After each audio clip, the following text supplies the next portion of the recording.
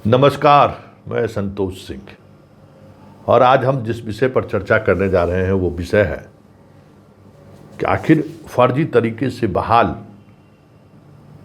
जो लोग हैं हर विभाग में वो इतना मजबूत क्यों है। हाई कोर्ट, सुप्रीम कोर्ट के आदेश के बावजूद भी वो कैसे जमे हुए हैं। मतलब समझिए कि कहाँ खड़ा है ये डेमोक्रेसी। मतलब रसूख वाला, पैसा वाला आदमी कुछ भी करा सकता है, गलत तरीके से बहाल हुआ और वो बना रहेगा, उसको कोई कुछ बिगाड़ नहीं सकता है क्योंकि उसके पास पैसा है, पैरवी है। न्यायालय से तो न्याय मिलना बहुत मुश्किल है। कभी न्याय मिल गया तो समझिए कि उसको लागू करना उनके मतलब शिक्षा उनको अगर लागू करना हो तो लागू नहीं कर सकते हम। इतना तरह का दबाव समूह है। कितना कमज़ोर है ये डेमोक्रेसी, आप सोच लीजिए कितना कमज़ोर है। ज़रा देखिए, सुप्रीम कोर्ट का जजमेंट आए 1 महीने से ऊपर हो गया है, 1 महीने के 2 महीने से होने जा रहा है। जजमेंट क्या था कि 31 मार्च 2015 के बाद जितने भी अनट्रेंड शिक्षक बहाल हुए हैं उन सबको हटा दीजिए, सीधा आदेश है। यहाँ भी प्राधिकार बना था, याद होगा। उस प्राधिकार में बहुत सारे खेल हुए, हजारों शिक्षक बहाल हो गए उस प्राधिकार के माध्यम से। और क्या हुआ सबको मालूम है। यहाँ बड़ी संख्या में उर्दू शिक्षकों को भी बहाल कर दिया जो ट्रेंड नहीं थे, जबकि ये राज्य सरकार और भारत सरकार का निर्णय था कि भाई अब अनट्रेंड लोगों को हम बहाल नहीं करेंगे, अब हम ट्रेंड लोगों को बहाल करेंगे। STT, TT जो भी उसका एक तरीका था, उस तरीके के अनुसार उनको सारी प्रक्रिया का निर्वहन करना था। लेकिन खेल हुआ, देख लीजिए। और इसकी संख्या कोई 2-4 हज़ार नहीं है, लगभग 28,000 के करीब ऐसे शिक्षक जो अनट्रेंड हैं और बहाल हैं। सरकार हटा नहीं रही है। सवाल है कि जिसने भी बहाल किया उस पर कार्रवाई होनी चाहिए कि नहीं। जो शिक्षक बहाल हो गए ये अलग बात है, जैसे भी बहाल हो गए, लेकिन जिसने बहाल किया क्या उस पर कार्रवाई नहीं होनी चाहिए? क्योंकि उस समय में भी यह नियम था कि अब आप अनट्रेंड लोगों को बहाल नहीं कर सकते। तो जब आप अनट्रेंड लोगों को बहाल नहीं कर सकते हैं तो फिर ये बहाली हुई कैसे? क्या जिम्मेवारी तय नहीं होनी चाहिए? इस देश का संकट यही है कि पदाधिकारी इस वजह से बच जाते हैं कि हमने निर्णय लिया और निर्णय गलत, कोर्ट अगर कह रही है, हम निर्णय जो लिए वो सही निर्णय था मेरा। आप बताइए, इनका निर्णय सही था, मान लीजिए इनका निर्णय सही था, कैसे सही था भाई? ये संभव है क्या? ये किसी भी स्थिति में जो नीतिगत निर्णय सरकार ने ले लिया, भारत सरकार ने भी निर्णय ले लिया, उसके साथ बिहार सरकार भी खड़ी रही, फिर कैसे आप बहाल कर दिए? तो ये एक वानगी है, जिस वानगी के सहारे चीज़ों को आप समझ सकते हैं।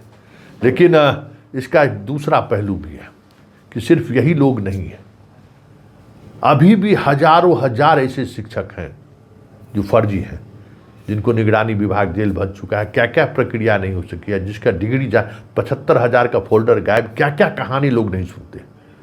2011 से लेके 2025 तक हाई कोर्ट के निर्देशन में, हाई कोर्ट के ऑब्जर्वेशन में सुनवाई होती रही फर्जी शिक्षकों का, कोई रिजल्ट निकला। अंत में हाई कोर्ट उसको डिस्पोज कर दिया केस को।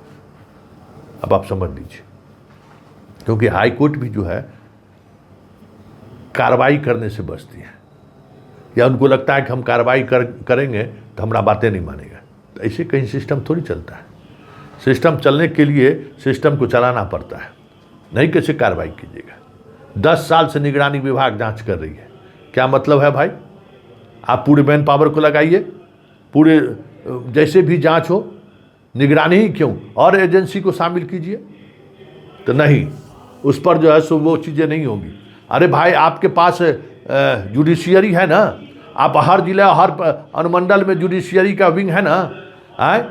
सप्ताह में 1 रविवार को जांच करने के लिए बिठा देते कि भाई 2 घंटे समय आप दे दीजिए। जब जज साहब बैठते, कितना शिक्षक था हर अनुमंडल में, बताइए ना। जहाँ कोर्ट है वहाँ अनुमंडल में कितना शिक्षक, इस तरीके के शिक्षक 100-200 शिक्षक थे। एक सप्ताह में जो है सो, एक महीने में 4 सप्ताह के अंदर जो है सो जांच हो जाती। लेकिन जांच हो इसके प्रति और कार्रवाई हो इसके प्रति इस देश में संवेदनहीनता का प्रकाष्ठा है। आप सोच नहीं सकते। कोई एजेंसी काम करना नहीं चाहती है।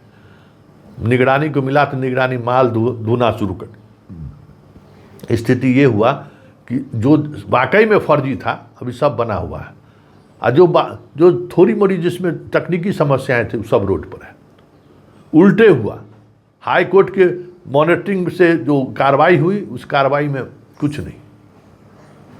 जिला अनुमंडल में कितना उस तरीके का शिक्षक, सोच लीजिए ना। एक दिन सब जज साहब बैठ जाते, एक दिन सुनवाई हो गई रहती, सब समाधान हो गया रहता है। अरे एक संडे सप्ताह में जो है सो 2 महीना 3 महीना जो है सो संडे के दिन काम कर देते, राज्य का भला हो जाता, सारा शिक्षक फर्जी बाहर हो जाता। लेकिन अब क्या कीजिएगा, अभी अपराधिकार में देखिए ना, रिटायर्ड जज को जो है सो दिया गया, वहीं से खेला शुरू हो गया। पदाधिकारी की मिली भगत से सब कुछ हो गया। हम बार बार कहते हैं कि TRE 1, TRE 2 और TRE 3 वाले का डॉक्यूमेंट्स वेरिफिकेशन नहीं हुआ है। अगर बेहतर तरीके से डॉक्यूमेंट्स वेरिफिकेशन हो जाए सही तरीके से, तो हजारों शिक्षक फर्जी निकल जाएंगे। अरे ये फर्जी शिक्षक हैं, ये समाज को दोहरा नहीं तेहरा नुकसान पहुंचाएगा। इस बात को आप समझिए। ये सारे लोग इस तरीके के से नुकसान, भाई गलत आएंगे तो गलत करेंगे ना वो। तो ये बात समझने की है जिसको हम बार बार नज़रअंदाज करते हैं। बार बार हम उस चीज़ों को अपने तरीके से छोड़ देते हैं। तो गुस्सा युवा को क्यों है? एक तो नौकरी नहीं मिल रहा है, और नौकरी मिल भी रहा है तो नौकरी बिक जा रही है, गलत लोग आ जा रहे हैं। वो देखता है ना कि तैयारी करने वाला, हम लोग दिन रात तैयारी कर रहे हैं, मेरा नहीं हो रहा है, और जो दिन भर घूमता रहा बोरिंग रोड से लेके पटना जंक्शन तक, वो दरोगा बन जा रहा है, कोई शिक्षक बन जा रहा है, कोई DSP बन जा रहा है। तो वो सब देखता है, वो सब समझता है चीज़ों को कि प्रदेश में हो क्या रहा है, देश में क्या हो रहा है।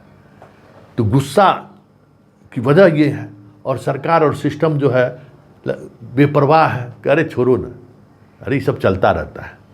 तो ये एक बड़ा जनरेशन का बदलाव जो हम लोग देख रहे हैं जंतर मंतर के बाद। जो अभी पीढ़ी आई है ना, वो सवाल करना जानता है। सिर्फ सवाल करना ही नहीं जानता है, परिणाम चाहता है कि धर्मेंद्र प्रधान का हम इस्तीफा लेंगे तो लेंगे। हम लोग सोच रहे थे कि इस्तीफा कैसे देगा, लेकिन ना, इस्तीफा देना होगा। इतना कॉन्फिडेंस वाला पीढ़ी तो इस देश में पहले कभी हमने नहीं देखा था, जो कॉन्फिडेंस आज की पीढ़ी को दिख रहा है। और ये कॉन्फिडेंस इस तरीके के सरकार के रवैयों पर सवाल खड़े करना शुरू कर दे तो कोई बड़ी बात नहीं होगी। इसलिए तिवारी बाबा, इस तरीके के मसले पर कार्रवाई होनी चाहिए। पहला एक्शन आपको, जैसे तबादला पर आप हाथ दिए ना, उससे पहले आपको फर्जी शिक्षकों पर हाथ डालना चाहिए था। 6 महीने में सारी चीज़ें बदल जाती।